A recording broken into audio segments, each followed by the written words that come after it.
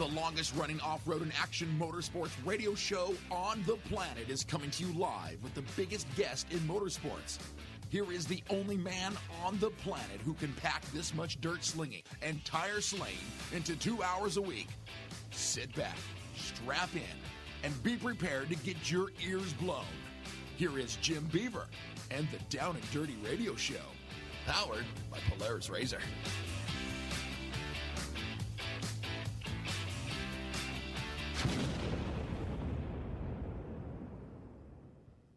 Welcome to this week's Down and Dirty Radio Show, powered by Polaris Razor. Jim Beaver holding it down once again with your favorite action motorsports radio show. You know, we're switching gears this week. We are doing a bit of a retrospective episode of the last 2 months. I am on the road. I got a bunch of stuff happening. Hopefully you guys caught the off-road edition that dropped earlier this week. Also caught Project Action that dropped earlier this week. We're crushing it on all the shows.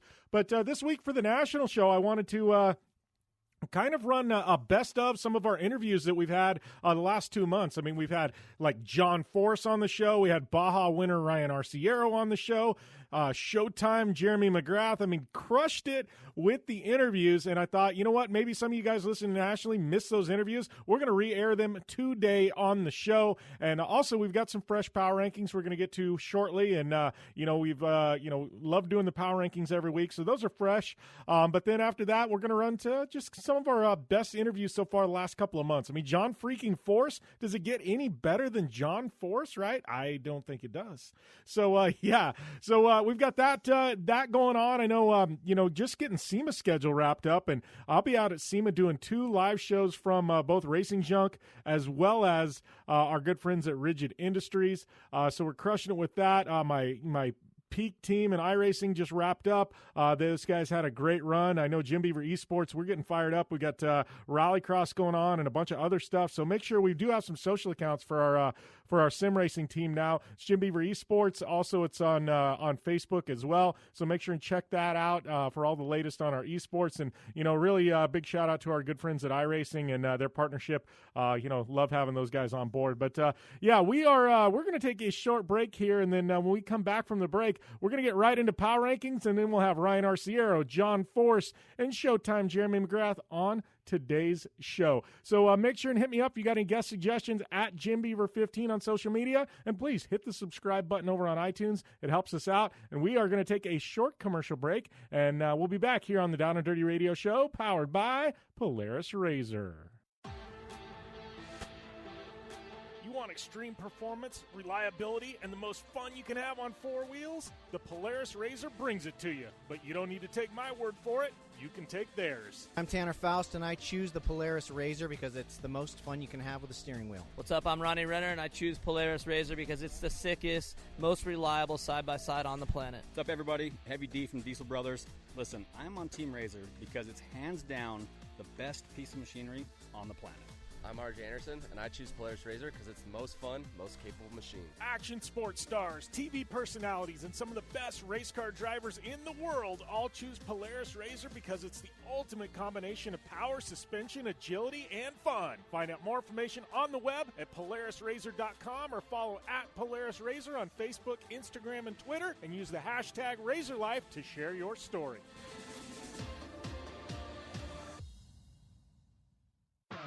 Ford WP is more than a store. We're truck and Jeep experts and have been for over 50 years. From wheel and tire upgrades to full custom builds, Ford WP has you covered. Whether you want to order the best parts online or shop in store, do the work yourself, or get it done by a pro, all roads lead to Ford WP. Do your rig right. Shop online or find your store at FordWP.com. For 100 years, General Tire has provided tires for your lifestyle, your adventure, your anywhere. Born from competition, the Grabber tire offers the durability and off-road traction you demand in a tire. We put these tires to the test in the harshest off-road racing conditions to give you a tire that will make your anywhere possible. So let us take you on your next big adventure. Tweet us photos at General Tire, hashtag anywhere is possible. Because with General Tire, anywhere is possible.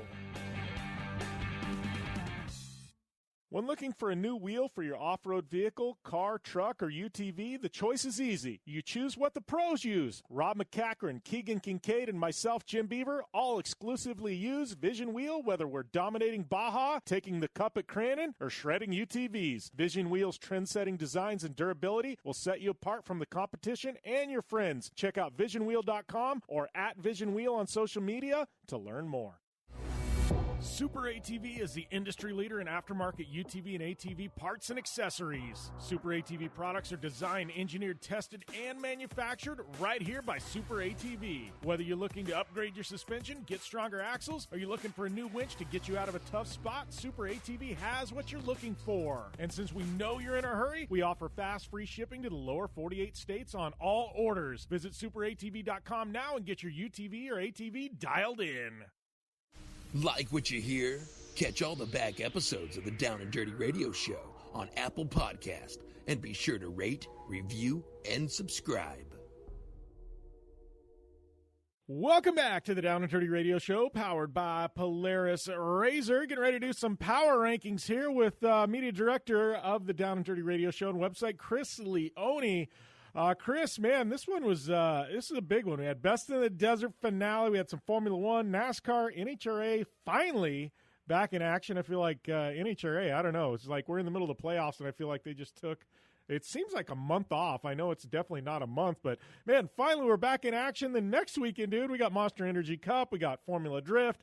We got a whole lot of stuff happening. So it's like finally I feel like we're getting our mojo back here and got racing in full swing. It seems like there's a couple weeks there where it was touch and go with actual having events going on. No doubt, Jim. And I mean, you know, not to even mention this upcoming week, another NHRA round, because they're going back to back with rounds 3 and 4 of the playoffs. But yeah, definitely had some hard choices to make this week. We're going to have some hard choices to make next week. And, you know, it's nice to kind of be back into that May, June, July feeling swing of things with, you know, just some other events sort of coming back and, you know, getting down to the wire in some playoff chases. Yeah, no, I agree. So with that being said, I got to tell you, Chris, I'm looking at my list here. 1, 2, 3, 4, 5, 6, 7, 8, 9. I had 10 guys on my list, and I had to trim it to 5. This was a very, very hard week for me. I don't know. Was yours this hard? Definitely was, Jim. I mean, honestly, I don't even know how many names I considered in total. I just kind of wrote down and took with me the 5 that I was like, yeah, you know, I've got to have these guys on the list. I mean, there were plenty of solid performances just all around the world. I mean, we haven't even touched on, obviously, the Bathurst 1000 down in Australia where Alexander Rossi and James Hinchcliffe were. We didn't even touch on Formula One in Suzuka in Japan, and kind of a typhoon-affected race. But that is actually where I'm going to start my power rankings list, jump right in at number 5. Valtteri Bottas had a pretty strong start to the season and then just kind of faded away. And, you know, we all kind of knew that Lewis Hamilton was just going to go take another championship. That seems to be predetermined most seasons in Formula One right now. But, you know, Bottas kind of faded away there for a little while, but finally returned to the top step of the podium in Japan. It was his first win since, I believe, round 4 of the season. You know, he's still the clear-cut second-place driver in the F1 standings, and he is probably going to finish a career best second in the championship. But, you know, winning certainly helps no matter when you're doing it, no matter where you're doing it. And, you know, I know that was kind of a long-awaited win, I think, for Bottas and certainly his fans to get back on the top of the podium. So he is my number 5. Wow. In an interesting twist of fate, you and I are starting out the same this week, Chris. Out of everybody on our list, we both had Bottas there at number 5. And, you know, like you said, this has kind of been a weird season. He started out strong, and, you know, I feel like he is very much the Rubens Barrichello to Michael Schumacher that, you know, that he is to Lewis Hamilton. I feel like it's that same relationship. Like, he's the legitimate number 2, and, like, I feel like it's just accepted at this point that he's the number 2, and he's a hell of a wheelman. I mean, it's like Rubens Barrichello. If Schumacher never existed, that guy would probably be a 4 or 5-time Formula One world champion, you know? And I feel like Bottas is kind of, unfortunately, he's in that position. He's probably could have been one of the greats, you know, and who knows, he may still be. But anytime you can get a guy like that's number 2, I mean, I think it's his 3rd victory on the season, right? But I don't know. I got to root for the guy just because he is that legitimate number 2 at this point. And, you know, I hope that he can shake that stigma at some point. And not that anybody in Formula One would complain about being the number 2 at Mercedes, because, you know, it's definitely one of the most wanted seats in all of motorsport. But, yeah, I had to have him on the list there at number 5. So, I don't know. We're matching so far, Chris. I don't know how long that's going to continue, Jim. But, yeah, no doubt. I mean, it's interesting, obviously, as well, to think about the fact that Bottas went winless last year. I mean, there were definitely rumors about somebody else being in that vehicle, you know, because there are so many drivers that I think would be willing to give up even number 1 status on their respective teams to take number 2 at Mercedes. But, you know, Bottas came back with a vengeance this year. For my number 4, though, I think I am going to go to about the most polar opposite race event that you can think of. I'm going to head to Laughlin for the Best in the Desert season finale. And I'm going to go with Mitch Guthrie Jr. for winning not only the race, but the championship, and having to come from 4th in points, passing 3 really, really talented drivers in points. You know, Phil Blurton had a DNF, which I think surprised all of us. But Jason Murray as well, and Dustin Jones, who, you know, also kind of struggled. But, you know, Mitchie put together a solid season. You know, you take a win at the Mint 400, it's a big deal. You take a win in the season finale. I mean, 2 wins in 6 races on the season, that's pretty stellar. But to be able to earn that championship on points, and I believe he also just landed that deal with Red Bull. So that's always kind of that's always a bit of an accomplishment to be able to wear that hat, because believe me, during my time at GRC, I was looking for just a plain Red Bull hat for years, and nope, you just get them if you're an athlete. It's prestigious. It's a big deal. So congrats to him for a fantastic weekend and season, and that's why I've got Mitchie at number 4. Yeah, it is a funny story on the Red Bull hats. I actually legitimately offered Seth Quintero, his parents, and everything else. They said, "Look, if you can get me one of Seth's Red Bull hats, like the authentic ones, and have him sign it," I told him, I said, "I want that hat so much hanging here in the studio." I said, "I will pay his entry fee at the Mint 400." And they started laughing. I said, "I'm serious." They go, "You are serious, aren't you?" And I go, "I am dead serious. I want to sign Seth Quintero authentic Red Bull hat. I don't want one of those like Red Bull Signature Series ones they sell through their eShop." I said, "A legit athlete hat signed by Seth, and I'll pay his entry fee at the Mint 400. And his parents are like, "I don't know if we can do that, but if it's even possible, we will try for you."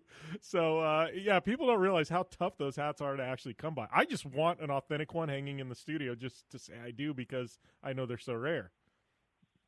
But exactly, Jim. Yeah, but I mean, believe me. What's that? I tried to do the same thing with some of the GRC guys, and I could never convince anybody. It's a shame. I mean, I still get the free Red Bulls in the mail every month, though. Yeah, you can't argue with that. So I'm going to go to Laughlin, and it's funny because Mitch Guthrie Jr., he was on my list of 10. I whacked him because honestly, I knew you were going to put him on there, and we were going to, and this is no reflection on his season. He's just won so much. This one was another story from Laughlin, and I could only have one UTV guy on the list. And I had to go to the NA class, and I had to go to my buddy Adrian Arolena.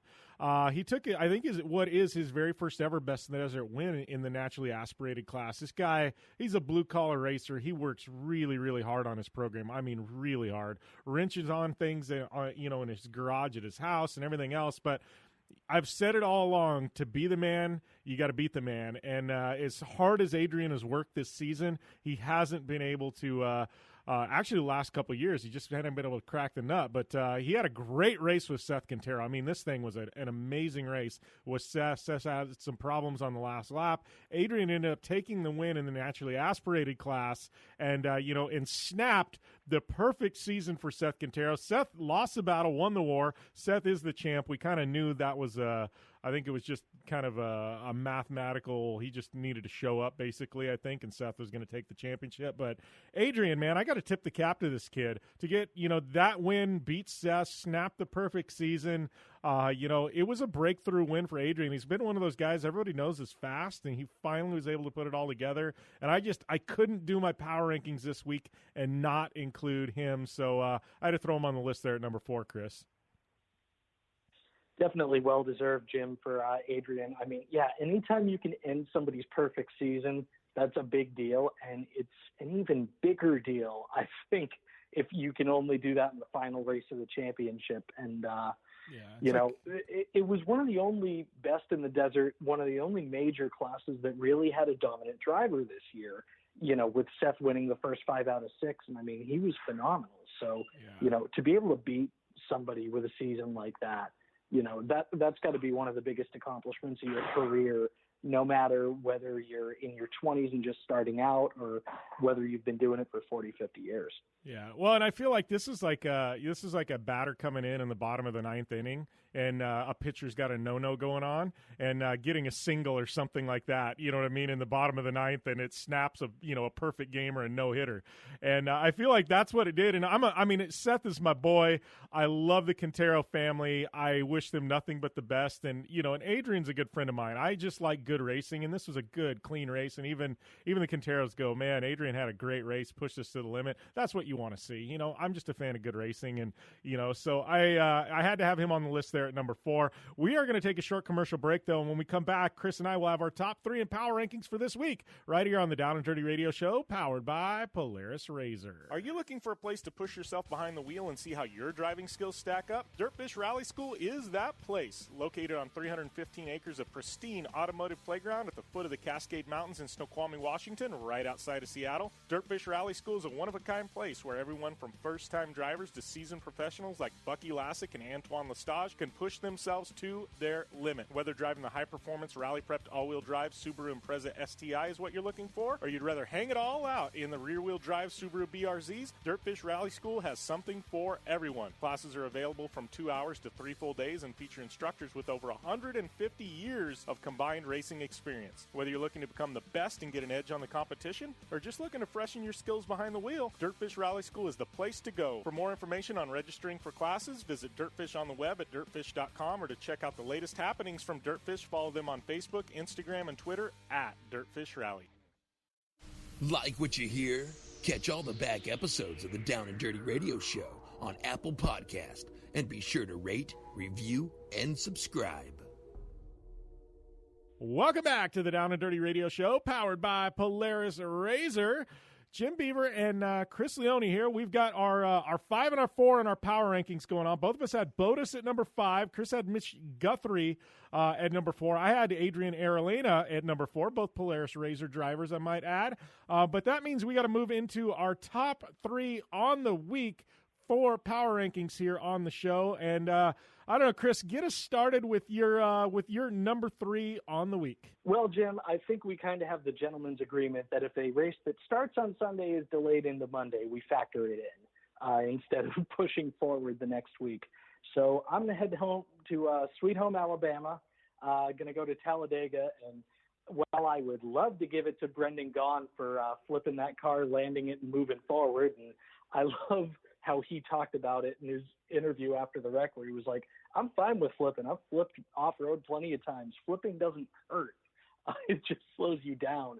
But I am actually going to give it to the winner of the race, Ryan Blaney, who nearly threw it away with that botched pit road entry earlier in the race. But Ryan Blaney holds off Ryan Newman by 0.007 seconds and frankly saves his season, because coming off of that first race of this playoff round of 12 in Dover, bad weekend for Blaney there, and he was going to be at the bottom of the list. But, one of the nice things about the playoff format, regardless of what you feel about playoffs and motorsports in general, is if you win, you move on, and that rewards clutch performances by guys like Blaney, who points-wise may not have had a chance.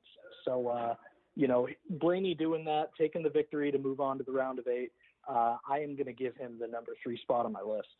Well, in another weird world, I've got Ryan Blaney at number 3 on my list. So you and I are both 5 and 3. We're matching, Chris. 4, we both got UTV drivers from Laughlin.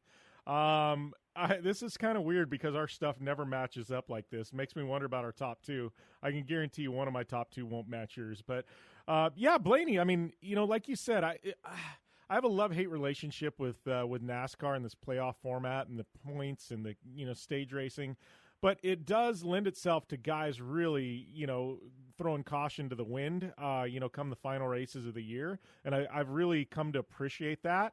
And like you said, Blaney, it's like the NFL. I know like the Cardinals, what were we talking about 10 years ago when they went to the Super Bowl? I mean, we were like, we weren't picked to do anything. We should have got knocked out in the first round, but we got lucky and won and, and kept getting, all of a sudden we land in the Super Bowl. And I feel like NASCAR's lent itself to a guy like Blaney. I mean, he should have been eliminated, but you know what? He somehow managed to sneak his way in with a win there. And, and Chris, that photo finish was crazy. I mean, it was amazing. That is every bit the photo finish. And I always want to give a little, I want to be partial to guys. I tend to be, when a race is delayed by a day and you've got to come back the next day and finish it, I think that is so hard from a driver because you're in the moment on Sunday and then all of a sudden, that's stripped away and you've got to, you go to sleep and you've got to come back and you've got to refine that adrenaline and restart the race. And that's not an easy thing to do. And so, whether it be, NHRA that, kind of under similar circumstances or NASCAR, I really, I really will be partial to drivers. So Ryan Blaney, I mean, for all the reasons you said, as well as mine, I've got him number 3 on my list. Yeah, I mean, there's so much going on with having a super speedway race be part of the playoffs where you've got pack racing like that and you've got the potential for disaster on any lap for just about any reason. So, it's always fun to have the photo finishes like we have at Talladega, and certainly, again, a well-deserving victory by Ryan Blaney. And, like you said, you earn your way in, by getting that victory. I do appreciate and I do respect that. I mean, I feel like sometimes you get some weird champions and some weird runner-up finishers at Homestead just because it comes down to one race. But even then, I mean, that changes next year because that finale moves to Phoenix. So I don't know. You may need to check that one out, Jim. But I am actually, for number 2, I am going to stay with the Monday Brigade as there were a number of NHRA rounds at ZMAX Dragway in Charlotte that got delayed to Monday. And we are actually, I believe, going to stay in Charlotte for the rest of my list. Little bit of a spoiler there, but number 2, I am going to go with the person who would probably be my number 2 on just a season power ranking of the NHRA right now, and that is Robert Hight at John Force Racing. Took his class-leading 6th funny car victory of the season, his 500th career round win. Robert Hight has just been rolling this year, and not really many drivers have been close. I mean, yeah, his team owner, John Force, has been pretty close, had a couple of victories. Ron Capps has had a few victories. Jack Beckman is still second in points after winning the season, or the playoff opener rather, at Maple Grove. But, Robert Hight's been pretty untouchable this year, and I will be surprised if he is not holding yet another funny car championship title above his head when we get to Pomona for the finale. Yeah, Robert Hight's had a phenomenal year. I can honestly say he's not number 2 on my list, but NHRA has always been a tough one for me, much as the desert races are, and NHRA comes just about every single weekend or a good chunk of them, throughout the summer. So, but it's hard because, every week we could have, 2, 3, 4 performances on the list. And Robert Hight was on my list of 10, but he didn't make my list of 5, but that doesn't mean his performance is any less, any less. But for my number 2, I am going to go back to Laughlin. And I'm going to go with Kyle Jurgensen, who was our 6,100 overall winner. And, Kyle Jurgensen, this is an interesting thing. He drives for Camberg. Jerry Zayden, he's a good friend of mine. who's the owner of Camberg and drives in some of the longer races with him. He's kind of moved into more of a team owner role, but he's told me, he's like, Jimmy, he's like, Kyle is the real deal. He's like, we brought him in to run the truck. He's like, it's phenomenal. He's like, one of the fastest guys in off-road. He just doesn't have the budget. He's like, we're trying to give him the opportunity to, to run and show people what he can do. And I got to tell you, Vegas to Reno, he had a great run. He finished 5th overall at Laughlin, and the way you have to drive that track, that is a statement. 16100. He's coming off, obviously a great performance at Vegas to Reno, but I gotta say, Kyle Jurgensen, this kid is the real deal, and I think this was very much a statement win for him at Laughlin in 6100. I'm very excited. I believe Camberg's going to bring him back for next year and let him have a full season potentially. So I'm excited to see what the future holds for this kid, and once he gets into trophy truck, let me tell you, man, look out, because he is going to fly. So Kyle Jurgensen, number 2 on my list. Not going to lie, Jim, I definitely had to think about Kyle Jurgensen on mine, especially because he had that head-to-head battle basically with Brock Hager throughout the weekend. Yeah. I think it was Brock was first, Kyle second on the first day, and then vice versa on the second. It may have been the other way around. It was close. I think it was with 8 seconds at the end or something. Yeah, that is an insanely close battle, especially in desert racing. I don't care what the format is. I don't care if you're doing shorter laps the way you do at Laughlin. I don't care if it's Vegas to Reno where it's 500 miles point to point, whatever it may be, to come within 8 seconds of one another, at a race like that. I mean, we talked about some of the races that I've been to with you where it's been a minute or 2 minutes and that being close. So what is 8 seconds? That's the equivalent of that finish at Talladega, basically. So, huge kudos to Kyle Jurgensen there for, that 6,100 victory. And I think he won Silver State as well. So it's been a pretty good season for him. But number 1, well, Jim, I would be pretty surprised if we didn't have the same person atop our list. And I'm thinking that we're heading back to Charlotte. Yeah, and if you're talking about them Capco boys, we are talking about the same thing, Chris. I sure am talking about them Capco boys, Jim. I mean, God, what is that? 9 victories this year for Steve Torrance. He's an animal. It's amazing. It's how many victories over like the past 3 years has Steve Torrance taken? It's got to be about 30. Yeah, over the last 3. Like, literally, he was telling me something when he and I were talking, and it's been a while. Steve's one of those weird ones, like, I could interview him every single week, and it'd be a great interview, but I held off after this week, and I really, wanted to text and get him on, and I was like, let's wait a couple of weeks. I think there's a bigger story here if we wait. But, yeah, Steve-O, man, what can you say? Like, he's on the all-time win list now of Top Fuel. I mean, he's way up there, like one of the all-time greats, and a lot of those wins have come in the last 3 years. They've been that dominant. I don't care. I mean, I would throw him up there with the New England Patriots and Tom Brady the last 3 years, like as far as dominance goes. Like, dude, I don't even know, Chris. Like, I don't, and I've said this before. I'm like, something like this has never happened in motorsports before, and people are, I don't know, people kind of look at me and I'm like, no, we're watching greatness as we speak. And I said, you literally take it all in, because this won't ever happen again.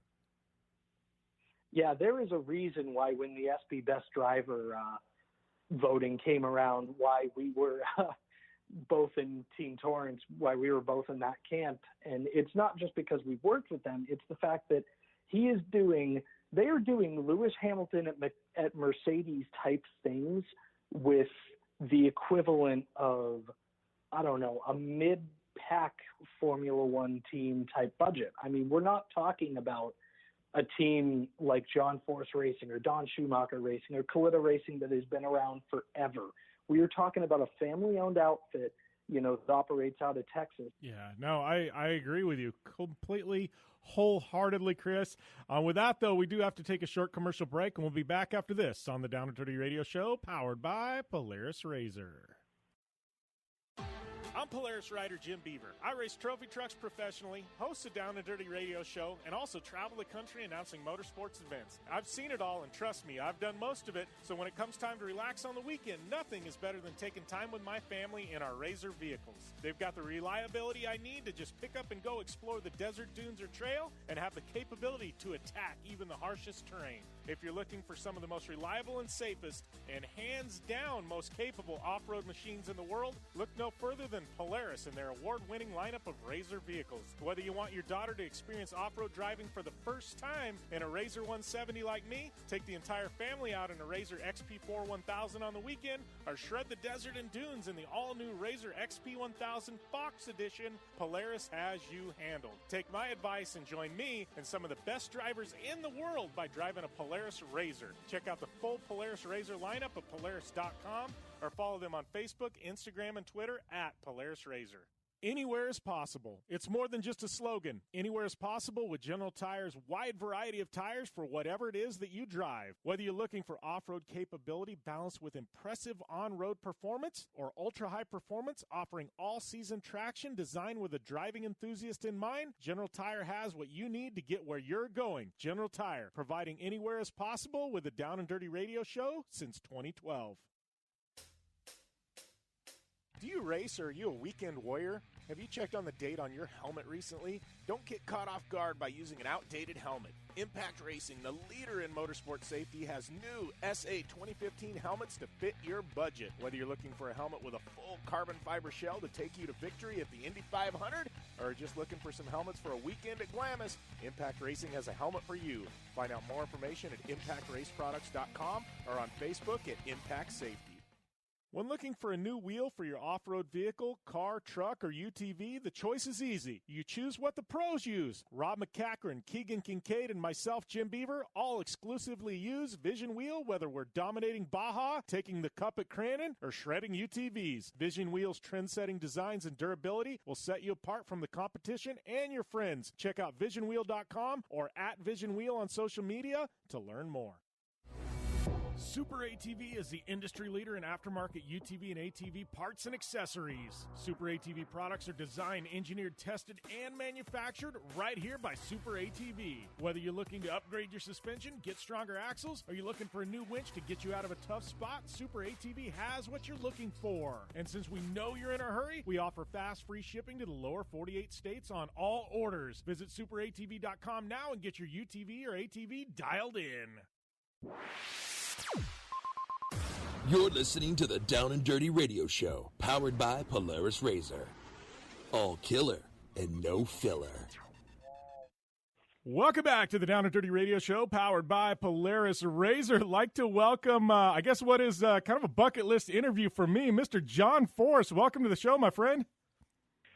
Been a crazy couple of weeks, but thank you for having me on the show. We can spread the word of NHRA and see if we can keep growing our sport.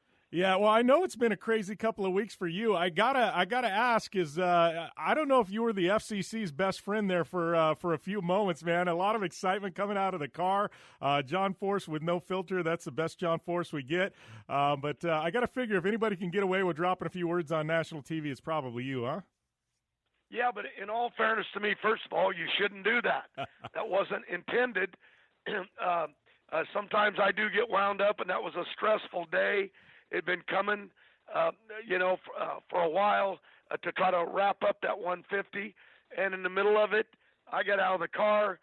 I had Mellow Yellow there trying to put a trophy on me and necklaces for winning the race. I had the racetrack trying to give me another trophy for winning the 150. And then I had NHRA giving me the original trophy from Montreal back in '88. And it was like there was so many people, I couldn't even see the person going to interview me from Fox. And in the middle of it, it got crazy, and we're always told they're time delayed. So no excuses. I goofed up, but hell, I didn't even know I was on. And I was trying to get back because Proc, the young kid that drives the Montana brand, he was getting ready, hopefully, to win his first race, and I was trying to get to him, and it just got a little bit crazy. And anyway, I apologized. I didn't realize they were showing it.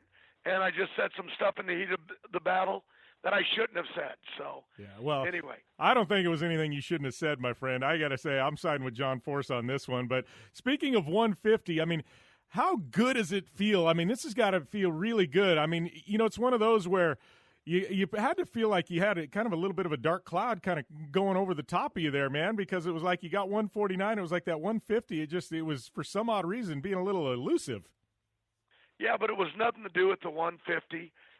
You know, they're already talking about me going after Petty's 200. I've never raced Petty. Why would that even matter? You know what I'm saying? But the whole idea is you'll have seasons where you'll go out there with these fuel funny cars and you'll win 13, 14 races and you're just hot. And then you'll have a season where you only win one. And that's where I was going. You know, I didn't even have a win under my belt, and I needed one more to get to 150. And they hyped it big because it's exciting for the fans. It's great for Peak and Chevrolet and Auto Club and all these people, Advanced Auto Parts. You know the list. Montana Brand, the list goes on and on. That's what we have to do is get them exposure. But in the middle of it, I had a new team. The pressure was on them. Pressure was on me, and we got it done. And I'm excited for it. It's getting a lot of exposure. It's helping our sport. And people say that record will never be broke. But you got to understand, I've been out here 45 years. You know what I'm saying? I've had 20 years more than most of these kids. And Robert Height, he just got 50 at Sonoma. Ron Capps is at 60. So they'll catch it sooner or later. They just might need 20 years to do it. I had it, so in fairness to them. So, look, we take it. We move on. We made the countdown at Seattle. We're going to Brainerd this week. Then we're going into Indy. We're talking about a 330-mile-an-hour funny car, 10,000 horsepower. This thing is unbelievable. But it wasn't John Force that made that happen. It was a lot of crew chiefs, a lot of teams over the course. And probably the biggest lead in that was Austin Coyle and Bernie Federley. They probably won 90% of them. And then there was a list of others. But the team this weekend was Brian Karate, a brand new crew chief with us. Daniel Hood, my son-in-law, that's back up to him, and Tim Fabrizi, and 10 kids that just live it and love it. So we got it. We got it for the sponsors. We got it for the fans, and we got it for us. Well, and you know, I know you talked about there a lot of the sponsors, John, and how they're coming in. And I mean, NHRA has been a platform for many years in auto racing, you know, that is one of the premier platforms. If you're a company and, you know, whether you're an endemic or a non-endemic, you want to get involved in just because of the fan interaction and the exposure. But as we see other motorsports struggling right now, I see NHRA and you're in the teams. I mean, it seems like sponsorship, I don't want to say it's easy to get because it's never easy to get, but I feel like the business proposition for an NHRA sponsorship is a whole lot better than a lot of the other motorsports we have in this country right now. You look at, and I love my son-in-law, Graham Rahal, that Courtney married, is in IndyCar. I got a lot of friends, Earnhardt, Gordon, a lot of people from NASCAR. You got to look that their shows are bigger. You know what I mean? Their crowds are bigger. So when the crunch come on, that's been coming in the last couple of years, it didn't show much at NHRA. We're still packing them in, 30, 40, 50,000 people, you know, in a day. But ours is down a little bit too, but not bad. Our TV that they took in-house at NHRA Fox is doing a real good job, real good people. If we can get that time delay, but like I said, I'm the guy that said it and all of that. I got to get back to the starting line. Well, that ain't exactly how I said it, but I apologize for that.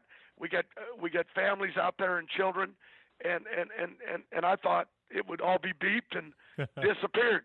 So somehow some of it snuck through, but in the end of it, our sport is doing well, but sponsorships. I have meetings here today. I got 4 radio shows and newspapers to do here, starting with you. And when I'm done, I go right into the boardroom, and I'll be there all day. So it's tough, but ain't no different. We just got to keep working it. Yeah. Well, and that being said, I mean, I want to talk about the competitive nature of the NHRA right now, because you're talking about, been at it for 45 years, and you've seen, you've seen the tides come in and go out and come in and go out. But, I've been an NHRA fan for a long time, but man, John, I got a feeling right now. I mean, we're seeing some of the most competitiveness we've ever seen in NHRA. I mean, there's just not one or two good teams. I mean, you look at Top Fuel and Funny Car, and you can go down the list of good drivers and good teams. Yeah, my daughter Brittany won the championship 2 years ago in Top Fuel, but it's tough out there. The Antron Browns, Torrance is unstoppable right now. Proc beat him in the final, but we're bringing new stars into the sport. But you look at these kids. I'm 70, but the race car does a running for me, okay, and I'm addicted to the sport.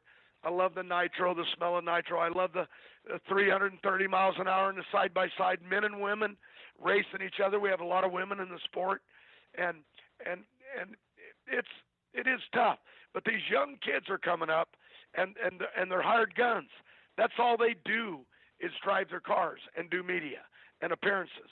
I've got to run 7 corporations, and it's a full-time, 7-day a week. I work Saturdays and Sundays. I came back after Seattle. We went to our house in Lake Tahoe. We had about 3 days, and my wife, there was more things on the internet that said, John Force is going around the lake. It's an hour drive all the way around the lake. And they said he's been in the car. Somebody saw me at 7 in the morning. Somebody saw me at 9 at night. Because, when the family's there and the kids, I can't work out of the house to noise. And I go get in the car and I drive. But we live it. Robert Height, the president of my company, he drives, does appearances for Auto Club, but 7 days a week we're selling, trying to keep the thing afloat. But it's our love for what we do, not just driving the cars. We love the business side of it. So we're lucky we have a job that's partially our hobby. No, we just keep doing it. We keep growing the sport. But the young kids that are driving, and let's start at 50 down to 20. I mean, they're tigers, and that's all they live for is to rip your heart out on Sunday morning. And, well, I got some fight left in me, and I'm winning, finally got this win, and this, I call it the monkey off my back, but the monkey was an imaginary thing that doesn't exist, that I created, that other people created to me. It just became every week for a year, but I really learned.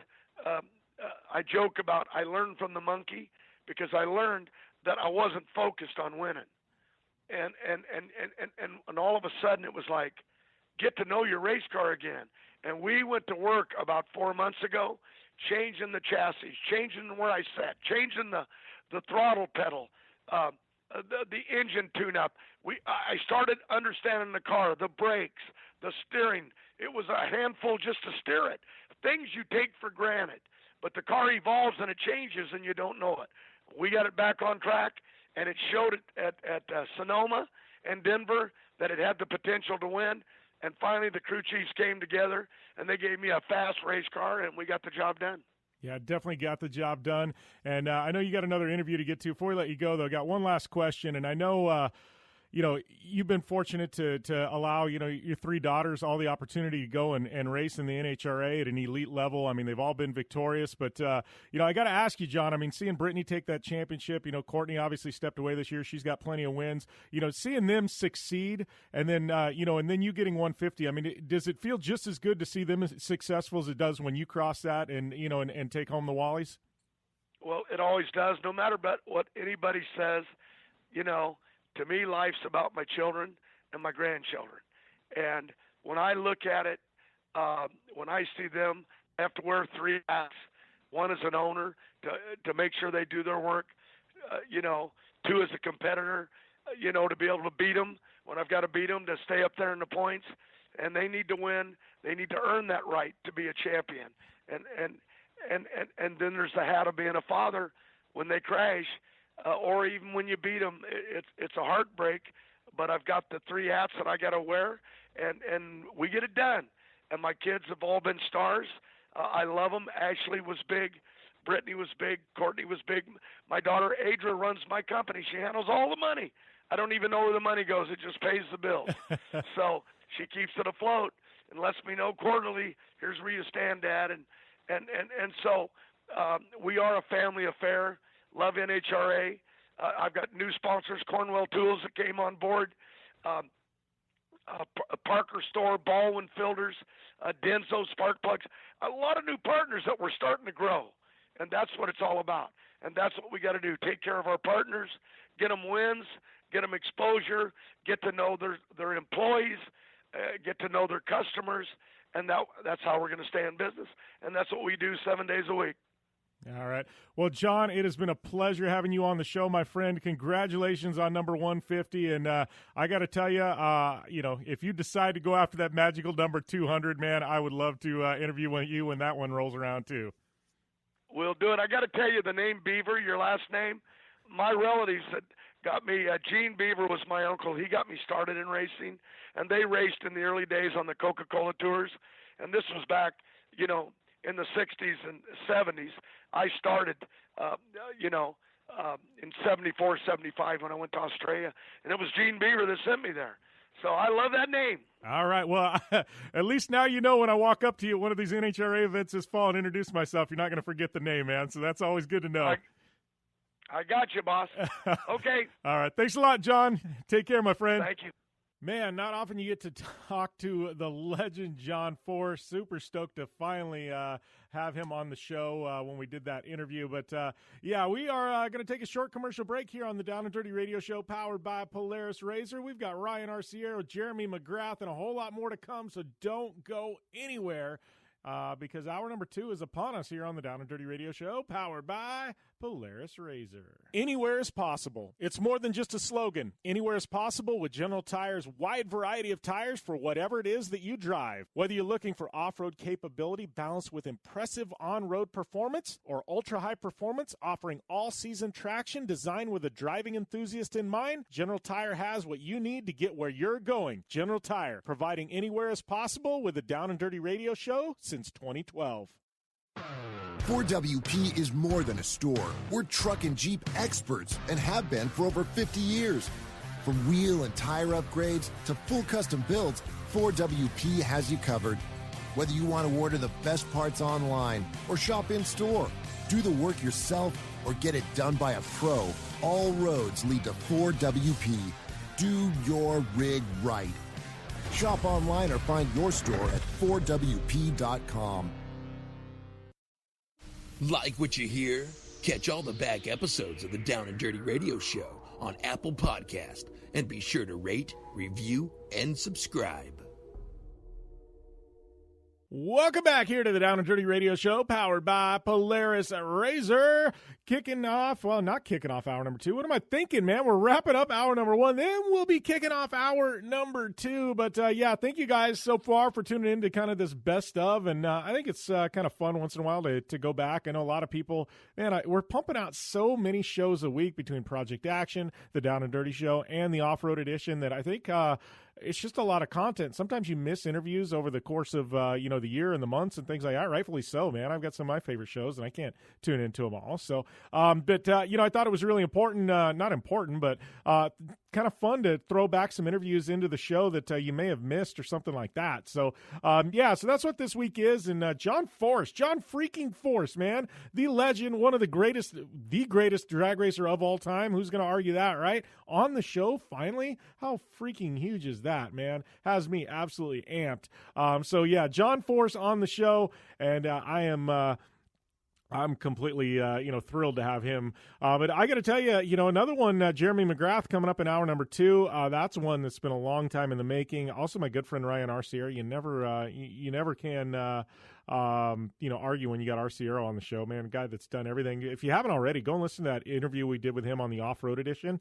Amazing interview. He and I talked for an hour and a half on his career and everything else. But speaking of careers, I got to mention again, go and check out Project Action. I dropped this Brian Deegan interview. Amazing interview I did with Brian Deegan out on site at his house in his compound in Temecula. And, man, he really pulled the walls down in this interview. He opened up on some things that I don't think, we really thought that he would have opened up on. And I think you guys are really going to enjoy that. So if you haven't already, go check that out over there on Project Action. Also on Project Action, just did an ESPN 30 for 30 Chuck and Tito. If you're listening to this show, you're probably an MMA fan as well. And, Tito Ortiz, Chuck Liddell, two of the greatest of all time. And, ESPN 30 for 30 just aired something on their rivalry, and we had the opportunity to catch up with the director of that and talk just UFC and MMA fighting and kind of the origins of the sport and what Chuck Liddell and Tito Ortiz really did mean to the sport of MMA. And so I think you guys are going to enjoy that as well. So great stuff cranking over there. Make sure and subscribe to all shows on iTunes. It really supports us. And please hit a rating or review.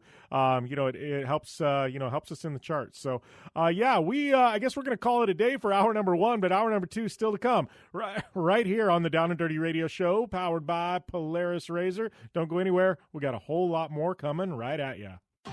I'm Polaris rider Jim Beaver. I race trophy trucks professionally, host a Down and Dirty radio show, and also travel the country announcing motorsports events. I've seen it all, and trust me, I've done most of it, so when it comes time to relax on the weekend, nothing is better than taking time with my family in our Razor vehicles. They've got the reliability I need to just pick up and go explore the desert, dunes, or trail, and have the capability to attack even the harshest terrain. If you're looking for some of the most reliable and safest, and hands down most capable off-road machines in the world, look no further than Polaris and their award-winning lineup of Razor vehicles. Whether you want your daughter to experience off-road driving for the first time in a Razor 170 like me, take the entire family out in a Razor XP4 1000 on the weekend, or shred the desert and dunes in the all-new Razor XP 1000 Fox Edition, Polaris has you handled. Take my advice and join me and some of the best drivers in the world by driving a Polaris Razor. Check out the full Polaris Razor lineup at Polaris.com or follow them on Facebook, Instagram, and Twitter at Polaris Razor.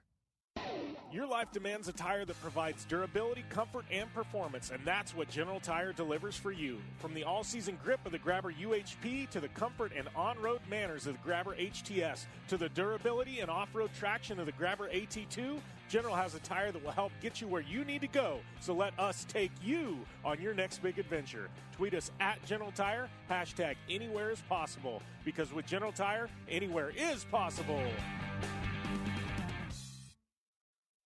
When looking for a new wheel for your off-road vehicle, car, truck, or UTV, the choice is easy. You choose what the pros use. Rob McCachran, Keegan Kincaid, and myself, Jim Beaver, all exclusively use Vision Wheel, whether we're dominating Baja, taking the cup at Crandon, or shredding UTVs. Vision Wheel's trend-setting designs and durability will set you apart from the competition and your friends. Check out visionwheel.com or at Vision Wheel on social media to learn more.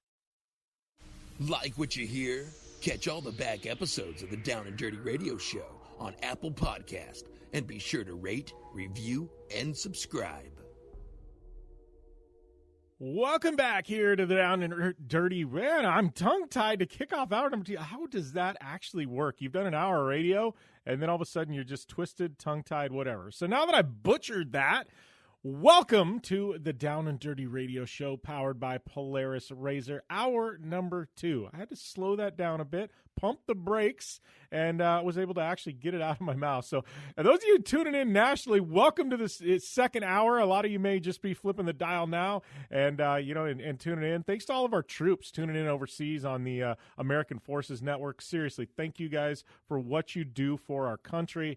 I've got so many friends in the military, family members in the military, and I'm just thankful this show is aired on AFN, and you guys are able to tune in. And thank you guys for all the kind words and everything else.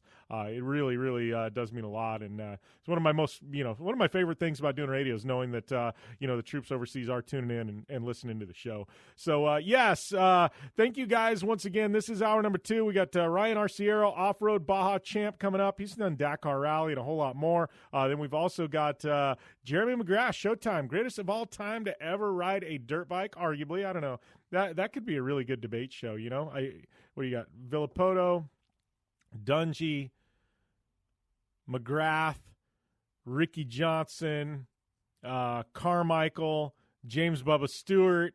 I think it's interesting. You know what I mean? If you used to have that debate, that would be a fun show to have. Maybe that's a podcast that we need to line up or do at some point. You know, the greatest Supercross rider of all time. I mean, you want to add in dirt bike guys, like off road guys, and you got to throw a guy like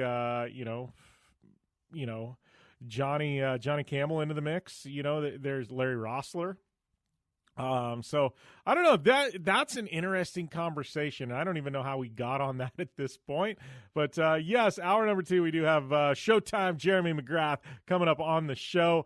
Before we get to him, it will be Ryan Arcerio talking about his big Baja win. And once again, those of you just tuning in, this is kind of a best of the last couple of months. If you missed it, we had John Force on the show as well. So those of you tuning in on iTunes, obviously you know this. Those of you tuning in nationally, maybe you missed something and you want to go back and hit the archives. If you do, please go over to iTunes, hit that subscribe button, helps us out, or check us out at downanddirtyshow.com. And once again, those of you listening live, man, I like hearing your tweets at JimBeaver15. Hit me up, let me know you're listening, and if you got any guest suggestions or ideas for the show, would love to hear them. Love to have the conversation going on Twitter. Anyways, we're going to take a short commercial break. Ryan Arcerio will be on the show when we return here to the Down and Dirty Radio Show, powered by Polaris Razor. Extreme performance, reliability, and the most fun you can have on 4 wheels? The Polaris Razor brings it to you. But you don't need to take my word for it. You can take theirs. I'm Tanner Faust, and I choose the Polaris Razor because it's the most fun you can have with a steering wheel. What's up? I'm Ronnie Renner, and I choose Polaris Razor because it's the sickest, most reliable side-by-side on the planet. What's up, everybody? Heavy D from Diesel Brothers. Listen, I'm on Team Razor because it's hands down the best piece of machinery on the planet. I'm R.J. Anderson, and I choose Polaris Razor because it's the most fun, most capable machine. Action sports stars, TV personalities, and some of the best race car drivers in the world all choose Polaris Razor because it's the ultimate combination of power, suspension, agility, and fun. Find out more information on the web at PolarisRazor.com or follow at Polaris Razor on Facebook, Instagram, and Twitter, and use the hashtag RazorLife to share your story.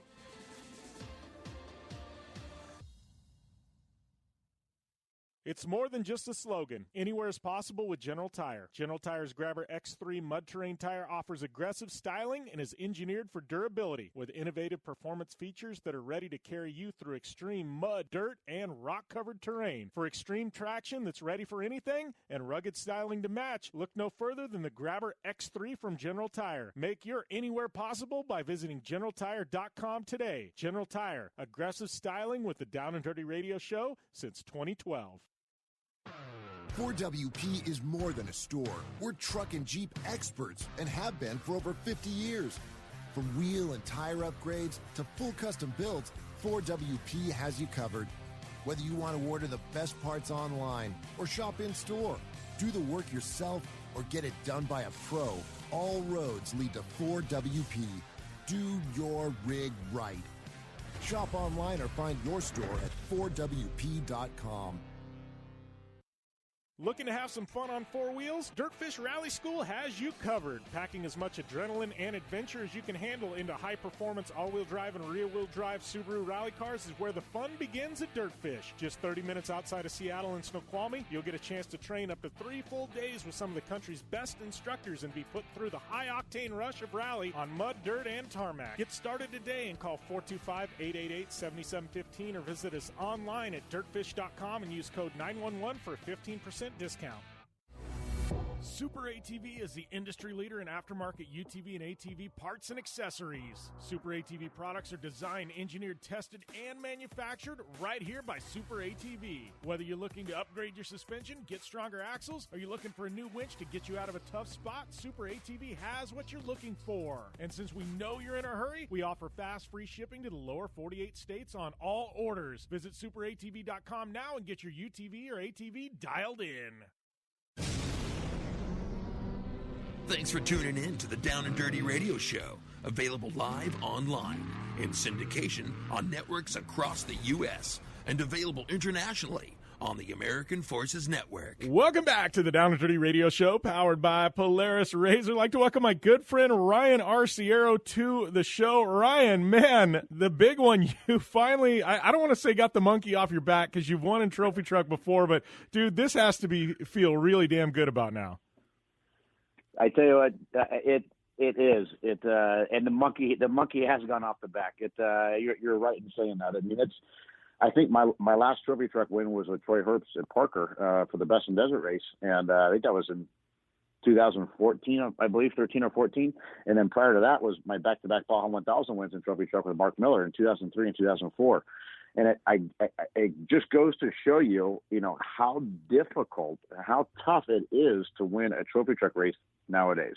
I mean, it is no joke. And if anybody followed that race on Saturday, you could see how close it was all day long, all the way to the end. Just incredible. Yeah, well, and I think this course, one thing I loved, I haven't raced down in Baja in a few years. We're talking about going back next year, but this course in particular, this reminded me of the old Saltfish Baja 500 courses. I mean, we're talking early 2000s, mid 2000s. A lot of that, I mean, correct me if I'm wrong, was like those Baja 500 courses, but Roger Norman has kind of gone a different route with his 500s and things like that. So I think a lot of this probably hasn't been run in a few years, right? No, you know what? One of the key sections. Well, there's two. You had Santa Catarina Wash, which is before Nuevo Junction. We hadn't run that. They hadn't run that in a long, long time. My dad happened to be. My dad went out there with Sean Hoagland, and they chased us, and they went out to checkpoint 1, which was that wash. And my dad was sitting in that wash with Sean, waiting for me. He goes, I remember racing my 2C car back in the 80s through here, and the Toyota truck as well. I don't think we've run that since probably the 80s or 90s, if that.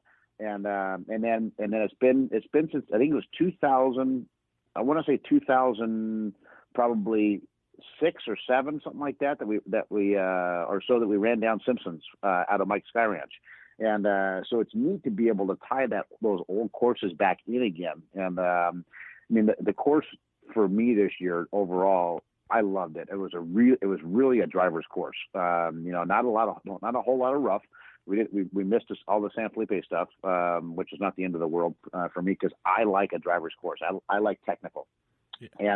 And this course lent itself to my driving style. So, but the biggest thing we had to overcome all day long, and it was for everybody, except for the two lead trucks, was dust. Dust was horrible, especially where we started.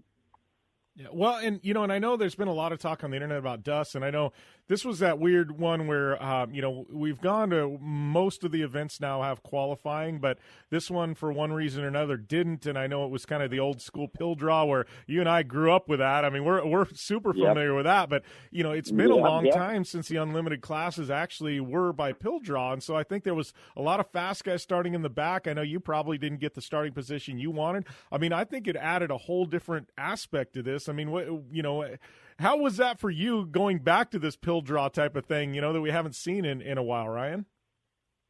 I tell you what, when they did the draw over at Cameron Steele's headquarters, and I wasn't able to be there in person, so I watched it online.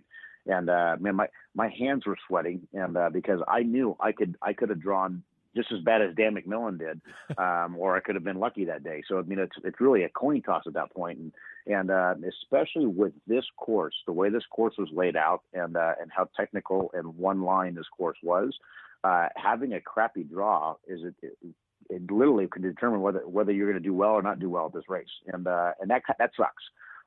Because really you don't want to add another element to what we already go against to try to finish and win one of these races, and when you mix in some of the slower guys, and I say that lightly, these slower guys, we're all out there competing, we all want to have a chance to win, and but you get guys that either that are new to the sport or don't have the experience level that some of the fast guys have, and run a lot slower pace. I mean, it can really turn your race upside down. And because it being a one-line course for this race, there's not a lot of opportunity to pass. And for us, and I know a lot of the other guys out there, We had all week long during pre-running, we had wind, and this never fails.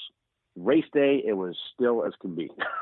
And I can't figure it out. I mean, all during the week of pre-running, we're like, man, this is great. I hope this wind comes up for Saturday. And in the back of my head, I'm like, it's going to be like every other race we have, where Saturday morning, it's going to be still as can be. And, serious heck, it was the wind was still. And so the dust just sat. So it made it even more difficult to try to run through the dust to try to catch somebody. And you had to be patient. You had to be. You couldn't make any mistakes. You couldn't get any flat tires. You couldn't blow any corners. If you wanted to win this race, you had to be consistent and have some patience running through that dust, and to try to get around guys that are making these mistakes. And that's what we capitalized on. We weren't able to physically pass anybody running because you couldn't see, so it forced us to be consistent, let them make the mistake, then we get around them, and that's exactly what we did all day long. But still, it was an uphill battle to the finish line because there was only one time that I was out of dust. And that was Robbie Pierce started right in front of me between Andy McMillan and myself.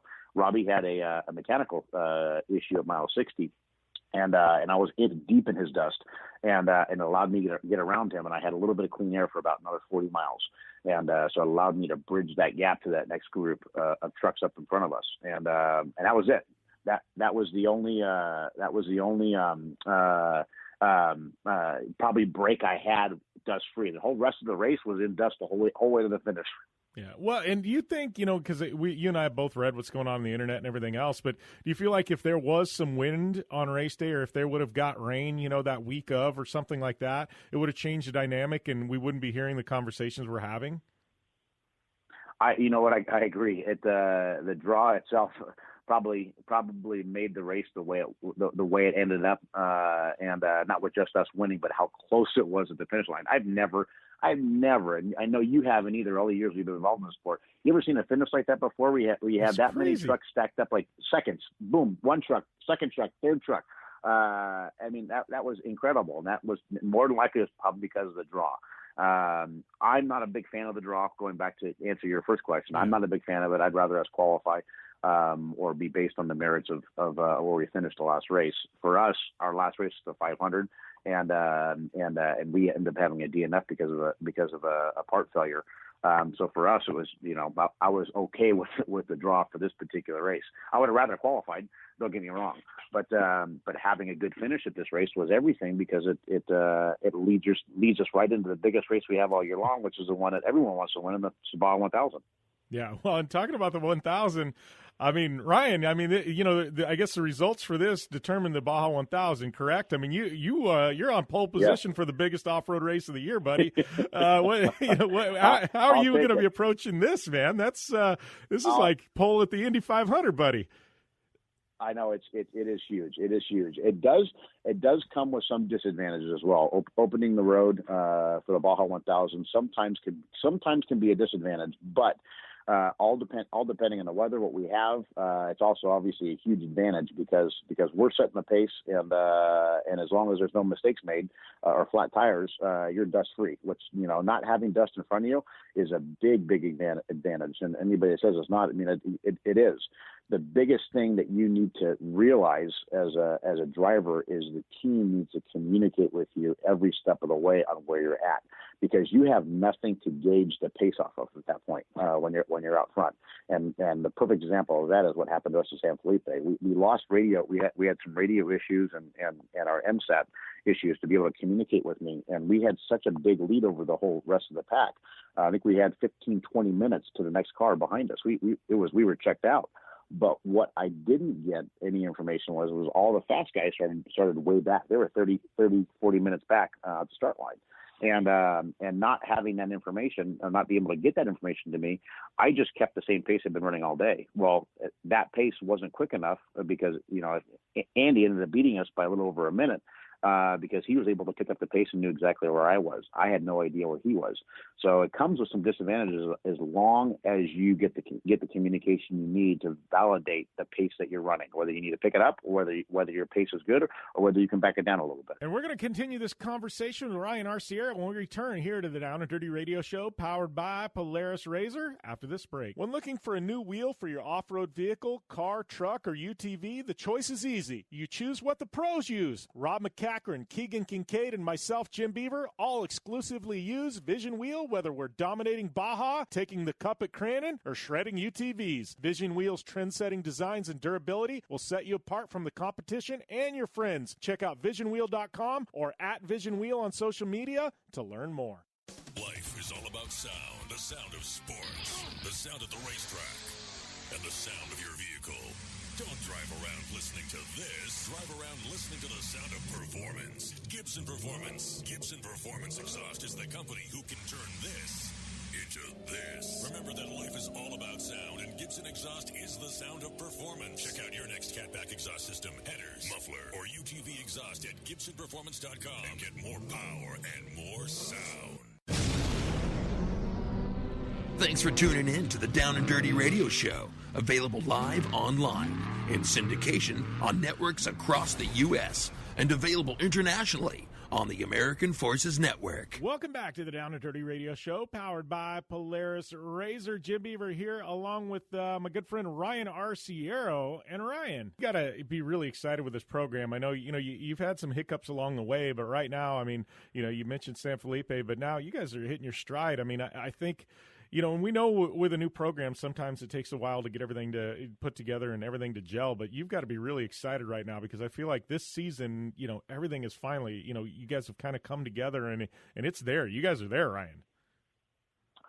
We've been working so hard. The Herb Smith Fab guys, Terrible Herbs guys they've been working their butts off all year long on these trucks. And the trucks are awesome. Like I said, we've just been missing a couple pieces to the puzzle, very small things. And it takes all those pieces to come together to win a race, and we're finally there. We just got this was the first race for our new power plant. We're making that crossover between NASCAR and off-road racing. Joe Gibbs Racing is building our engines now. They're building a trophy truck specific engine. Troy Herbst was the first one to run it in San Felipe, and then Tim Herbst got his right after San Felipe for the 500, and then we have ours now, and then the fourth engine that Gibbs built went to the concrete guys, Kevin Thompson and Harley Lettner, which they didn't run for this race. They ran it for Vegas to Reno and had some issues, mechanical problems with something else in the truck. But this engine, Jimmy, tell you, this engine's no joke. These guys, they took everything they learned from NASCAR. And with NASCAR, you have to build an engine based on being in a box, being constrained. You can only do this.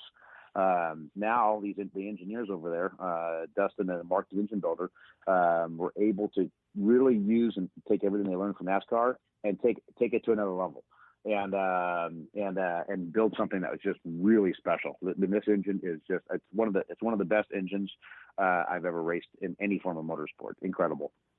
Yeah, that's amazing to me, that we've got, and I know Robbie's, done some development stuff with his engines and things like that, from stuff he's been able to bring over from Cup. But, to have an investment like Joe Gibbs, and I know, I know Roush has kind of toyed with things, but they've never really gone all in. But, to have that kind of, brain power, and that's not taking anything away from anybody in off-road, but NASCAR, I mean, you and I know that's just another level there. But, I mean, that's so huge for our industry as a whole, and just to see where things kind of turn, because I think it's going to make everybody raise their game, over the next year or two. No, for sure. And it's not, they didn't just take a NASCAR engine and say, okay, that we're just going to tweak it here, tweak it there, make it work for the trophy truck guys. They started from scratch. They developed a new block, parts and pieces. They started from scratch, but it's all the resources they had, and they spend a lot of freaking money to go win those NASCAR races. So there's a lot at their disposal. They took all that and developed something brand new for what we do, and I think that's really cool that it even sparked an interest for them to want to get involved in trophy truck, and it just goes to show the landscape of trophy truck and how cool it is, and the exposure it's getting now, off-road racing in general. But it's just neat to see that, and with the Gibbs guys they come to each one of the races, and they are having the time of their lives. They love the sport. They've embraced it. The people of the sport have embraced them. So I think that in itself is just so cool. Yeah, well, and I do think it's funny you mentioned that, because it's crazy that I can go to a NASCAR race now, and I've been to a couple of them just with General Tire and ARCA and what Riley Herbst is doing, and you got Zane Smith and Sheldon Creed and now Haley D. vegan, and it's like I go to these races and I feel like it's old home week. But I love that we're at a point now with off-road where we've got these mergers. You know what I mean? Not mergers, but things are kind of meshing together where you've got the off-road community and now you've got the NASCAR community coming over. And like I think it's so amazing that we're at this point where this is actually happening. And I think, for both, it's, we've got these super talented kids that are going to be, racing stock cars at the premier division in the next year or two. And, and on the same token, now we're be able to bring that technology over into what we're doing. Like, it's an amazing crossroads we're at here for the sport of off-road. I think we're at such a cool time. I really do, and it's neat for me to turn on the TV and see all those guys like Zane and Riley, who I've seen grow up and trying to make their way into the Cup Series. It's just so cool when you see someone come from the off-road side of things, because typically in NASCAR, a lot of those guys came from sprint cars, World of Outlaws, and late models, and just living at the short tracks. And to see the guys that are coming through the off-road ranks and having just as much success or just as much talent in NASCAR as the other ones that have lived and breathed in the short tracks, I think that's really cool. It just goes to show you that the talent pool that off-road develops as far as your driving skill goes, it's pretty incredible. Well, all this being said, Ryan, you guys pole position for the Baja 1000, as we said. I mean, how are you guys now? How are you going to approach the 1000? I mean, what do things look like for you? Because we're actually not far away from the Baja 1000. I mean, less than 2 months out. I know you're going to go do your homework, do some pre-running. This isn't a point-to-point 1000. How are you guys going to approach this? How much time? I mean, because I got a feeling you got to look at things a little bit differently now, like you said, because you are going to be leading the way. No, there's no doubt with that, Jim. It's definitely, you definitely have to put your thinking cap on. You cannot rest on what you just did last weekend, and that's done and over with. And I'm still on a high from it. But the second I got home, my brain switched gears to the 1000 and started looking down the road. And the guys have a lot of work to do. Obviously, the trucks have to be completely torn down and gone through and re-prepped for the 1000, which is only a couple months away. If that. And so there's a lot of work to be had. Obviously, pre-running and trying to figure out where the race course is going. Typically, when we do a loop 1000 race, we usually go underneath the 1,000-mile mark as far as total mileage. But with that being said, that doesn't mean it's any less difficult to do the Baja 1000 when it's a loop race. To me, it's almost more difficult, and not just logistically, because logistically doing the 1000, the Peninsula run is very, very difficult. But typically the race courses in the northern part of Baja are very rough. Yeah. I can only assume for us to get the mileage we need, we're going to be doing all of San Felipe and all the rough stuff down to San Felipe. Well, that takes its toll on both the driver and more importantly, the vehicle as well. So when you get done with the Baja 1000, it's a loop race. You are spent. The trucks are spent. The team is spent, and they're just as difficult to do. So for us, we're going to do a little bit of testing because you need to. You need to continue to develop. You need to continue to push the envelope. You need to find ways to make the truck better because all your competitors are doing it. So, like I said, once again, you can't sit on your laurels. You have to keep pushing and pushing forward. And but that's what's exciting. I've been racing for over 25 years, but been around it my whole life like you. I don't stop learning every time I get in the vehicle. I'm always learning something. I'm always changing something. I'm always adapting and doing something different. But it's it's going to be such a thrill starting on the pole, starting being the first car to leave Ensenada for the 1000, and the goal is to make sure you put together a great program that keeps us there. And that's not just the team. It's not just the driver. It's not just the navigator. It's everything together. And most of what happens to go win the Baja 1000 happens at the race shop and in the planning side of things. The racing is a fun part that we get to do. That's a small percentage of the overall picture. But for us, I'm super excited to go to this race. I'm super excited to start first. We have some great sponsors, on the truck. Troy Lee did the paint job on the Levi's truck, and man, it has become such an icon down in Baja. The fans down there just absolutely have gravitated towards it and love it. And then we brought a new sponsor on for this race, Dragonfly. They build drones, and they build really, really big drones that carry full-size camera equipment. Those guys, this was their first time to an off-road race, let alone first time to Baja. they were blown away. Not to mention we went out of the box with them being involved, but they were so beside themselves and gravitated towards our sport. For me, I love seeing that. I love introducing people to the sport that have never seen it before, never experienced it before, because just like we can talk about what we do. We can talk about our sport till we're blue in the face, and people will say, okay, that's cool, but how do you explain it? How do you create that emotion unless you're there and you see it and you experience it firsthand? So, and obviously guys like Beaver, I didn't get a single flat this last race because of what they put into the sport, the engineering they put into those tires. It's absolutely incredible. It goes to everything, having the whole package of King Shocks, KC highlights, having Score working their butts off to be able to get approved for us to go race down there. I wouldn't want that job. No. It's wild. It's wild. It's absolutely wild. Yeah. Well, and I got to ask, too. I mean, we've been having – you and I talked back earlier this year when we had you on that podcast. It did amazing feedback, by the way. Everybody loved us just talking, just old school off-road and things like that. But all-wheel drive versus two-wheel drive, man. I mean, here we were at a really – I mean, this was a prototypical – this is a Baja course I grew up on. You know what I mean? And, what's your take on that? I mean, obviously we know all-wheel drives are coming. They're fast. They're wicked fast, but something like this, I mean, I think what we've seen, two-wheel drive, it can still put it down. I mean, I think we just proved it on Saturday. Granted, there was elements of being in dust, but you're always going to have some element to it. But I was excited to see the fact that we came out victorious over the four-wheel drives. So the four-wheel drives, they are coming, and obviously the reliability of them is now there. As far as I know, I mean, I think there was 3 four-wheel drives that finished physically in front of us that had 0 issues. Bryce Menzies and his, I besides dust and flat tires, if he even got those, 0 issues. So now the reliability is there, but at the same time, we still beat them with a two-wheel drive.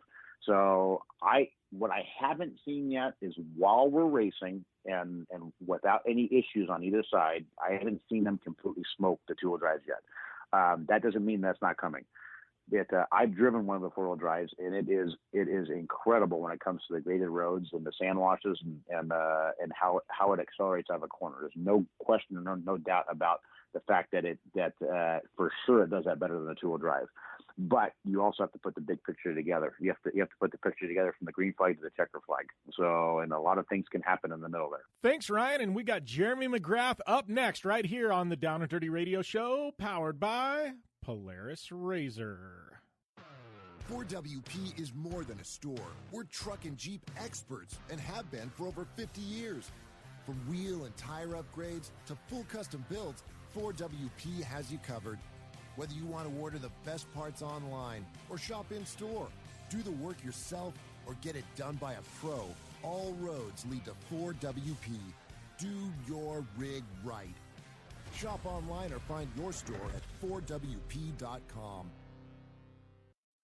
Looking to have some fun on four wheels? Dirtfish Rally School has you covered. Packing as much adrenaline and adventure as you can handle into high-performance all-wheel drive and rear-wheel drive Subaru rally cars is where the fun begins at Dirtfish. Just 30 minutes outside of Seattle and Snoqualmie, you'll get a chance to train up to 3 full days with some of the country's best instructors and be put through the high-octane rush of rally on mud, dirt, and tarmac. Get started today and call 425-888-7715 or visit us online at dirtfish.com and use code 911 for a 15% discount. Thanks for tuning in to the Down and Dirty Radio Show, available live online, in syndication on networks across the U.S., and available internationally on the American Forces Network. Welcome back to the Down and Dirty Radio Show. I'd like to welcome my good friend Jeremy McGrath to the show. We were just talking off air. Finally, man, it's been a long time coming, but stoked to finally have you on, buddy. Oh, man, thanks for having me. Yeah, it's been a long time coming. We were talking about that. We've been trying to set this thing up for quite a few years now, but it's definitely time to knock it off the list. So thanks for having me. Yeah, well, and my wheels are already turning. I know, like this past week, I went out and spent a day with Brian Deegan, and we sat down and we talked for like almost an hour and a half, 2 hours, like on his whole career and things like that. And I've been fortunate to be able to do that with Ken Block and Pastrana. And I'm like, now you're gonna get a text from me, Jeremy. When do we get to knock this deal out? I want to come and like sit down and bring a film crew and knock out a whole, like, talk about your whole career and span it. We can't do that on the national show, but I'm like, wheels are already clicking, man. Yeah, well, this is a nice start to it, but we can put that together, no problem at all. Yeah. Do it. So, no, we got you on the show, and good reason, man. Dude, coming out of nowhere, Lucas Oil Off-Road Racing Series, sweeping the weekend, man. I know you had a good run at Crandon. I was fortunate to be able to call that, but I mean, I know with this whole Pro 2 Imogen thing, I know you saw maybe a little bit of opening there where you could sneak in and run up front and do pretty well, but dude, sweeping a weekend, you couldn't have saw that coming, man. Well, no, I definitely didn't see it coming. It's true. Like, a month ago, I wanted to be there for Crandon.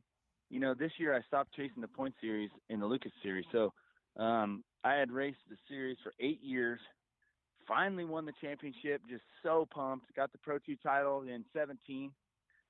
18, we kind of decided, all right, this will be the last year that I'll chase the points. And then for 19 season, figured, all right, let's work on the truck, get it ready. They have, like you said, they have the new Pro 2M, which is the spec engine, little smaller block. And so when I decided we were going to Crandon for the 50th, I was like, all right, let's build the truck and put the smaller engine so we can race with all the Pro 2s that are back there. And I didn't want to have to use the open motor like we had used in the past, so it was time to change it up. And Crandon went well, so we were like, all right, well, let's take this thing to Glen Helen and see how it goes. And obviously I was pretty confident in my truck, and we went out and tested a few times and got it sorted out, and I was like, oh, this thing's pretty good. And but yeah, I mean, to be able to sweep the weekend, I'm not sure I've ever done that in short course, so it was a pretty amazing weekend. Yeah, well, that's going to have you pretty excited. We're going to see you in Phoenix at the finale now. I mean, the Cup races, there's a little bit of extra money on the line there too. I've gotten that question probably 100 times since we raced Glen Helen last week, and the answer is no. I promised myself.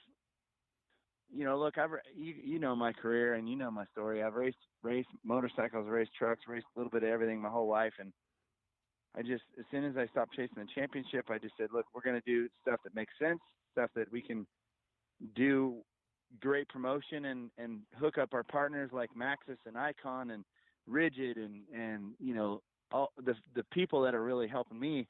And I think it's, it was like, hey, if we can have some fun and go do it, that's what we're going to do. And, we came to Glen Helen, had a phenomenal weekend. It was just, I mean, you can't dream of those kind of weekends. So, we went big, but our plan was never to go to Arizona. Our plan was never to make it to the finals. We, wanted to race Glen Helen and it went well. And so everyone can sit on that one for a while, Yeah. Well, and you think that's, I know you see a lot of guys kind of moving to something like that. You've been on the road for your entire life, whether it be chasing Supercross and motocross titles. And then obviously, you'd mentioned there with, running 7 years in Pro 2. But, do you feel like that's, there's, I don't know, to me, there's probably a little bit more happiness in that, right? Where you're not having to worry about the grind of it every weekend and you can just show up 3 or 4 times a year and have some fun and, know you can run up front. To me, it's got to maybe it's a little more fulfilling that way too. Well, I mean, certainly last weekend was super fulfilling. I mean, I hadn't raced my truck in 8 months, and with the exception of driving it at Crandon a couple weeks before. So, it's. I think you just at this point, the world is so media driven, and we have some different style things we can do with shooting videos, and we can all sort of thank Ken Block for that kind of avenue that we've been using lately, and so I'm not sure. I think for our team and our partners, we can get more eyeballs on just doing one-off stuff. And, last weekend, like I said, Glen Helen was crazy. We just went out and won the race, qualified first in both days. And I mean, the guys I normally race with, I never even saw on the weekend. So that was pretty crazy. And, it's one of those things. I know that in the future, they're going to be moving. Everyone's probably going to be moving and down to the small engine and the whole class will be together again, which racing will be just crazy insane again. But last weekend was great, and to be able to just have a nice weekend like that and be able to walk away and go, all right, what's our next plan? And that's a good feeling. Yeah. I got to go back to, you mentioned Crandon. How was that going to Crandon? I mean, yes, I've been fortunate the past 3 years to be able to kind of call the races back there and stuff, but it's, dude, as an Arizona boy going back there to watch that's got to just be a little bit insane, man. Well, if you remember a few years ago, it wasn't, I knew I'd always wanted to get back to Crandon, but it wasn't, I wasn't sucked a fish out of water on this last trip because I had raced for Johnny Greaves in the Monster Toyota team a few years back, maybe 9 years ago, when I first started racing trucks. And so I had the opportunity to race Crandon a few times. And, I can imagine, I remember my first time going there, I was just like, what in the world? This place is crazy with all the high speed and that first corner with the land rush start.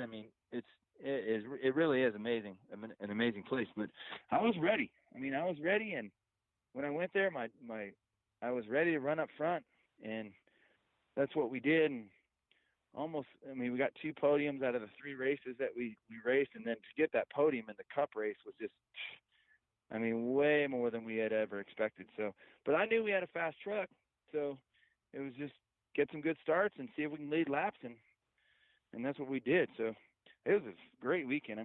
When you go to a race like Crandon versus everything else, you're kind of like, wow, you definitely know you're at the pinnacle. Yeah, and I think it's hard to even explain it to people who haven't actually been there, but it's just, like you said, you just walk in and it's like, I've been to the Indy 500 quite a few times, and you walk into Crandon, I get the same feelings, like you just know you're someplace special, and I think that's, there's just something about it, And, I think that out on the West Coast, we have a lot of action, we have a lot of racing, a lot of desert racing, and even, we've had short course over the last, however many years. But I just don't think you can get that type of facility anywhere out west. So, yes, Crandon is a monster. It's an awesome track, awesome race. But just to be able to go there and see that property and be able to drive there and see those kind of speeds with that kind of crowd, and that's exactly why we all race, Yeah, well, and it's funny, you talk about the facility. It's like I've driven back through the campground and stuff, and I feel like it just keeps going deeper and deeper into the woods, and you just, you never see the end of it. It's like, oh, there's more people. Oh, there's more people. It's like, wow, where are these people coming from? Yeah, that is for sure, man. You walk back there, or you cruise back there on a pit bike, or even a side-by-side, whatever, and, man, yeah, it's pretty unbelievable what you can find in that campground. Yeah. Well, and I know, you were pretty busy this week. I know we're doing some stuff with Kawasaki. I know you're still involved with the Brand Man Dealer Show. They had some pretty big announcements coming out of Kawasaki this week. Yeah. It's funny. I was just talking to the guy that runs my, helps me manage the team. He's like, dude, you've been super busy this week. And it's funny. Sunday was Glen Helen, and then Monday morning was the Kawasaki Dealer Convention in Palm Desert. So went home that night, woke up at 5 a.m. to split, had to be down in Palm Desert at 8 o'clock. So, yeah, it really hasn't stopped. The Kawasaki show is going this week, obviously with a huge announcement this week with the new Terex KRX 1000, and that's the new side-by-side for Cowie. And the introduction's been great. So, in fact, I'm sitting here looking at one right now. I picked up mine yesterday, and I'm itching to go get this thing dirty. But it's been a long time coming for Cowie. And I've driven this thing. It drives super well. The chassis on this thing is super fun, super stable. They had the demo course. I'm not sure if you got a chance to get out and see it, but the demo course they had down there was amazing. Yeah, no, it looked like it a lot of rock crawling and you just had a bit of everything, right? Oh yeah, they had high speed, they had rock crawling, they had low speed rock crawling, they had ups and downs, and the course, they rented this rock quarry down there. And it really looked like a video game. It's pretty incredible. So all the dealers got to go out and do that. They did the first half of the dealers. The first wave was Monday, Tuesday, and then Wednesday, Thursday, Friday was the rest of the show. So it finishes up today, but it's been a real busy week. So after today, it'll be nice to relax and think about that Glen Helen race from last week. Yeah. Finally. So I got to ask, obviously they got that side-by-side, you picked yours up. Any itch to do a little side-by-side racing maybe? Well, you know what? Certainly the door is open now, right? The Yeah. door has been closed on that for me for a long time here. And now, you know, I think after Glen Helen, my truck's going to get prepped and parked in the corner. We're going to get a couple. I mean, I have one. I'm picking up another one. We're going to do a build on the Terex, the new Terex KRX. And I want to build one up for my daughter and myself, and then maybe us go do a works race, maybe do King of the Hammers. I don't know. It's kind of you know, the slate's pretty clean right now, and it's wide open, so we'll see what happens. Yeah, I got a lot of possibilities now. I think that's got people pretty excited. I got to ask before we let you go, though. I know you know, you're busy, and we're going to be up against time break. But how often are you on a dirt bike anymore, Jeremy? You know, I ride my dirt bike quite a lot. It's probably once every. I don't know if this is a lot, but once every other week, probably still. I mean, I raced the Mammoth motocross race in June. The big vet race there this year. They have it every year in June. And I was riding quite a lot leading up to the summer and trying to be prepped for that race. Ended up getting the victory, which was cool. It was a 40, I rode 40A, 40 Pro. And, yeah, so, I mean, I try and get out as much as I can. The dirt bike's going to be a steady in my whole life, you know, for my whole life, for most of it at least, until I can't get the thing off the stand anymore anyway. But I ride my dirt bike quite a lot, and I ride my mountain bike quite a lot. And then, you know, my buddies and I go down to Baja a lot. So the side-by-side thing's been, you know, a big thing in my life for the past couple of years. So that's why I'm super excited about the new Terex. Yeah, I think that's I think the entire industry, you know, it's, you know, obviously I'm a Polaris guy, but I think it's been one of those where everybody knew this was coming in, and I think it's got us all excited, you know. And I know, you know, Cowie, they seem like they were one of those. It's like, you know, if we're going to come in late to the game, we're going to bring our A game, you know. And I think that's exactly what they did. And I think that's what's got everybody so dang excited, you know. Well, you know, it's so, the last few years have been so exciting with what Polaris and Can-Am have done. I mean, for us, you and I and all the other guys that love to go out and drive, I mean, these vehicles have been amazing, and the kind of progression that they've put forth over the last few years has been amazing. And I think you're right. You know, when Honda came out with the Talon and Cowie now coming out with the new Terex, you know, these guys had to be on their A game, because there's a lot of competition out there, and to be in the game with Polaris and Can-Am these days is going to take some work. But you know, the Japanese were up for it. Obviously, it's Cowie's first time in the market for a sport side-by-side, which is, you know, it's a tough market to jump into, but I'm confident the thing's going to be awesome. I've driven it. I love it. And, you know, we're going to continue to work on it. And just like the other brands, you know, there's going to be stuff coming right behind it, to what's the next thing, you know. People's attention span is so short these days. But I'm just stoked I can get out there and enjoy it. Yeah. Well, before we let you go, Jeremy, got to ask. I know, obviously, you know, short course kind of wrapped up. You're going to go out and have some fun in the new Cowie, but you know, looking at 2020, you think it's just kind of a blank slate. You're just going to take it as it comes, and maybe do a couple of races here and there, and just see what happens. Yeah, you know, I think the beginning of the year is taken up with my stuff at in obviously with Kawasaki and the Supercross series. Yeah. I'm still shooting that show called Science of Supercross that we do each week on the Supercross program, which has been really awesome. And so we're starting to shoot already for that. So my first part of the year is taken up with two-wheel stuff. And then we're going to, you know, now with the new Terex, we're going to be able to come out and shoot some videos, mix up the social media and the videos with the Pro 2 and with the, you know, my KX450.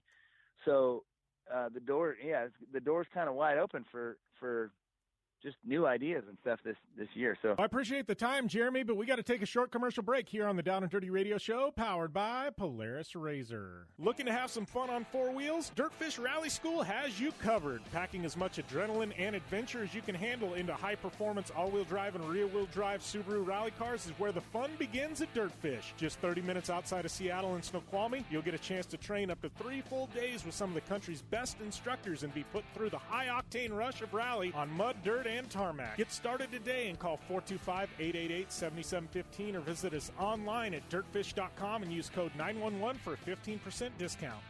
Life is all about sound, the sound of sports, the sound at the racetrack, and the sound of your vehicle. Don't drive around listening to this. Drive around listening to the sound of performance. Gibson Performance. Gibson Performance Exhaust is the company who can turn this into this. Remember that life is all about sound, and Gibson Exhaust is the sound of performance. Check out your next catback exhaust system, headers, muffler, or UTV exhaust at GibsonPerformance.com and get more power and more sound.